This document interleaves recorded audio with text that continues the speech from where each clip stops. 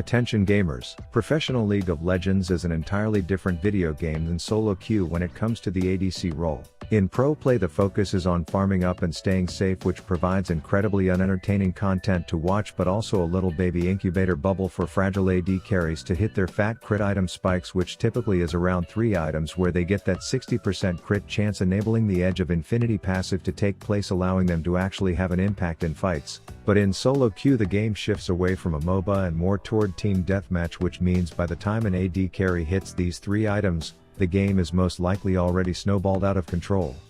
In the ELOs where the majority of players exist, games last less than 30 minutes, which is on average around when an ADC farming at a gold level would be hitting that power spike and thus never reaching the point in the game where they aren't as useless as an accordion player on a deer hunt.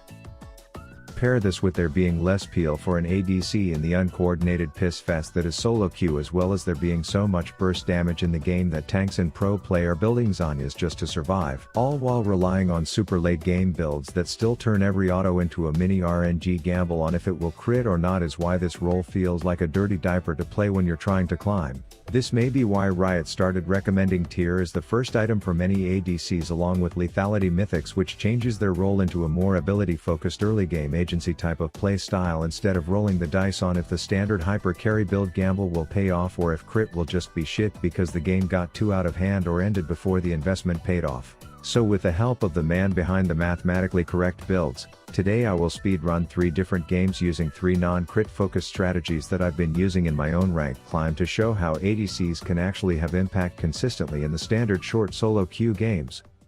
Okay, so game 1, these are ranked and on my main, which means I will be conducting background checks on my teammates with the Senpai app to make sure I don't need to dodge some tilted Tommy on a 30 game loss streak, but luckily it looked like only my mid would be slightly tilted. Anyways, I typically let the app dictate who I should ban based off of what champs are carrying games in my elo and what champs I always lose against, and by typically I mean I forget to ban anyone. As the enemy locks in their champs, I like to see the best counter picks in case I don't feel like following their tier list for each role to pick something that other hardstucks are winning on in the current patch. Then I usually copy the best builds and runes for my champ, or just have the app automatically do it for me by slapping the I'm lazy button over here. In loading screen when I'm trying to climb, I view the scouting report, which tells me who on the other team is Professor Akali hard smurfing for content, so I know to avoid him like the plague in game. And once I load and I get access to benchmark trackers, jungle camp timers, and a bar mitzvah buffet's worth of other overlaid tools that come in handy if you want to put your footy up the enemy's ass ease. Then after the game that I will destroy with the never auto ash build, I get all kinds of summaries, stats comparisons and sections that blow smoke up my butt to pad my ego, while also gently telling me 6 different ways that I should see a therapist for the separation anxiety I have with my wards. Anyways, everything I showed is totally free and easy to use, so try Senpai GG today through my link below and let's get into the games. Alright, so here's the runes for everyone who is about to first time this in ranked like I did here, and it's worth noting this is not an early game all in comp, so when I saw Obama rocking a simping mermaid as his support, I shouldn't have questioned their relationship, because then my gem slut had to stop spectating from the bush to bedazzle the bitches before basing himself. Then with this build, since I knew I would be using my Q key less than Tyler 1 uses shirts with sleeves, I decided to throw off the enemy by leveling Q when I hit 6 to keep them guessing. But I guess Obama had to do some campaigning mid cause he randomly shows up trying to convert the wind-shitting Republican, which I guess turned hostile, so I had to go into the back room of my skirt pockets to see if I had any 900-pound arrows to send his way, and it looks like Amazon Prime was just in time, so I shoved that sucker down his throat with a M&M as dessert. Side note, we were getting our gooches grabbed pretty hard, and it's not like I made a bald wife joke against this Mordekaiser, so I'm not sure why he felt the need to go all MOBA fire auditor on my item choice, but I was more focused on why this pistol popping president was always leaving me, so I ran up and Monica Lewinsky that bitch to end his career. But this was silver, so despite both tier 1 towers south still being alive and healthy enough to flick each other off, we were full blown A-remming, which with this strat was music to my ears. And I guess hardstucks follow the buddy system, so when it's time to cosplay bot laners again, half our team wanted to join in, and I'm wondering how one stupid sushi roll is going to feed all 4 of us, but I got the last bite, so it all worked out. A few minutes later I was taking a shit in the mid shrub so that my tier 1 tower could get some solo XP. thinking about hitting one more surprise impeachment, but then I hear some rabid werewolf going Karen crazy about someone spinning too close to him, so I issue him a chill pill till I get there myself before informing Darius to go home and get some ice on those scratches cause I can handle the pissy puppy myself for now. Then my responsibilities boiled down to babysitting this ponytailed ratchet rift dweller to make sure if anyone tries to take advantage of his chromosome deficiency they will be served sculpted icicles with little warning, which were coming out twice a minute at this point. But even when one crisis was resolved, there's no stopping a windshitter from shitting wind, so I quickly have to disable the turret he was dancing under because God knows he would have just overstayed till he got laser slayed.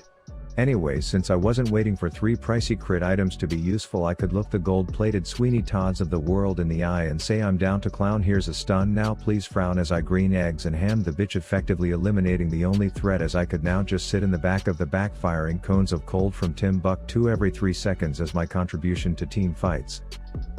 But sure enough, anytime I looked away to let my spectral headwig out for a quick walk, the boys were balls deep in a dumb shit decision, so I sent my RSVP in the form of weaponized ice, which says I will be attending and I plan on bringing 3 total Ws, 1 auto and a flash to the party with me, and if there's sashimi is on the menu it better run because I'm in need of my omega-3s. So yeah, nothing spectacular or sexy enough to get your wiener ridden from this build, but having an ult on a 20 seconds cooldown while being able to deliver 12 packs of frosted tips as often as you can auto attack felt pretty damn arousing, as game 1 ended before any crit shitter would have hit their IE power spike, and my utility was matched by my damaged dick girth at the end. El juego 2 comienza con una joroba rápida en los arbustos. So I'm on the cop named Cupcake rocking a tear and a packed lunch, so I was expecting to get my farm simulator on in this bitch until Obama's wife wraps the zombie hands around the grandpa who jerks off to Black Swan as I chuck an iron flash auto combo to claim some assist Gs. Then when he gets back to lane thinking we will just allow him to hit level 2, we execute the plan we practiced called grab the gooch, trap the testes, burst the bitch back to base and watch those boobies flash. I of course then attribute our early game success to the quickie we gave each other before work today, and I'm glad to see that she agreed. Anyways, no one tells you what having an early dirk does to your dick on this British mall cop, as I just had to lure Gramps onto the gooch grabbers and I could essentially erase him from my sight. Then you know how this goes, you put your one hand in, you put your one hand out, you put your one hand in, and you shake it all about. You do the hokey pokey and you kill a chesty bitch. Oh, I almost forgot this strategy was CDR with first strike, so every single time it was off cooldown I was firing an ace up an anus to get a few more coins, you know, Piltover passive income. Anyways, the pattern of us recording a clumsy threesome between them and their tier 1 tower continued until Gramps made the mistake of pathing through a lane gooch, so we peppered him up, hit him with a dramatic wind tunnel and showed that busty pirates make a better window than a door. Actually, on second thought they make a good window, but this particular one was seemingly put on this rift to make herself a dead hoe. But side note, I thought this was humorous. I was over here having the literal game of my life, stomping so hard I had to call your mom over early to watch this, but apparently being 6-0 with farm on par with a drunk Bergson who already took his first tower still left me 2 levels behind the solo laners who had 40 less farm. Like fuck. Apparently the pre-game parties for Coachella were happening up top, and I never get the invite to those because they don't want to do the cookie sniffles near quote-unquote law enforcement, so I show up late to fail a kill steal, and then I walk in mentally preparing to show them that I'm okay with breaking the law by immediately murdering someone when I get there. It was now 20 minutes into the game, and with this build there was no fondling the RNG god's ballsack to give me a crit because I could just 2-tap any pretty pistol patty at will. So at rank 2 with 2 items I was able to launch an ult every 40 seconds, which would earn me an additional cannon minions worth of cash, and voila, we have a second quitter's quorum well before a crit ADC would have hit a power spike worth being of any use. But let's get into a third game to show if this build still scales on games that go a bit longer. This one starts with us leaving lane to spit at a sped Jedi for trespassing onto our private property until I am able to throw some laxatives and gunpowder in the sky to have it shit shrapnel, which allows us to hook the hoe and stick our toes in his mouth.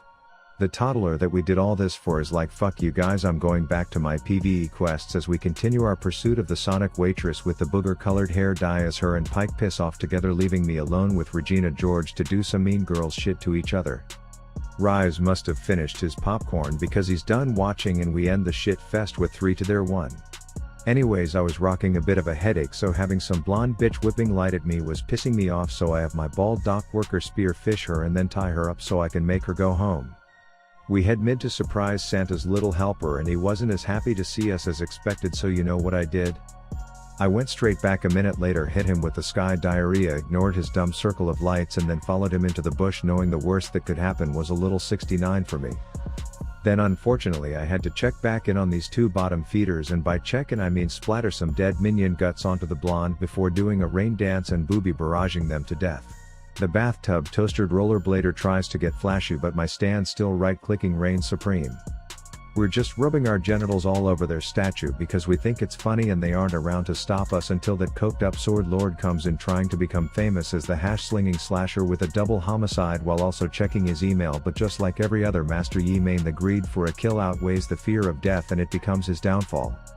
At this point I'm exemplifying what the League of Legends players on the other team will likely be classifying as an ADC diff without realizing that my teammates are spoon-feeding me very injured victims on repeat, looking at me saying finish him as I right-click once for these kills. Yi comes down again to interrupt the grotesque things we are doing to their statue again without realizing that neither doing a super speed anus inspection on Poppy or meditating in front of us will stop his pending murder.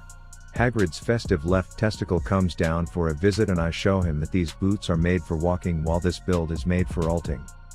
This quickly turns sloppier than an Amy Schumer special for their team, as the only thing left for Pikachu to do is ult no one, which apparently also mind controls our pike to zombie walk straight into her. Gotta reread the tooltip on that one, but long story short, she gets pin-skinned and put back in the bin right after.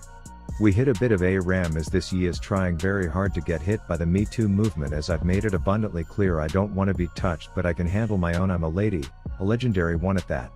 Then a sneaky peeky river bash breaks out and I take a perfect 4-man ult opportunity and choose to aim at just one 4-eyed man instead, but by some grace of God I walk out of there with my sick pirate cosplay outfit still fresh pressed and smelling like dryer sheets. Turns out there's a bit of a barren bash where we get caught with our dicks poking out of our boxer holes, so we are on the retreat, but that doesn't mean some booger blonde caffeinated Billie Eilish won't overextend and face the double damage burst supreme. Long story short, they get divided unevenly worse than a prime number, leaving Pippi Longstockings all alone, so I come up, close my eyes, count to 3 and gently poke my cold hard left nipple against my alt key, just waiting for Rift Alexa to say my name, and ultimately that we won the game. Rav out. Bang, I pull up in this mother Rift. Dang, chat's full of twerps typing imagine if.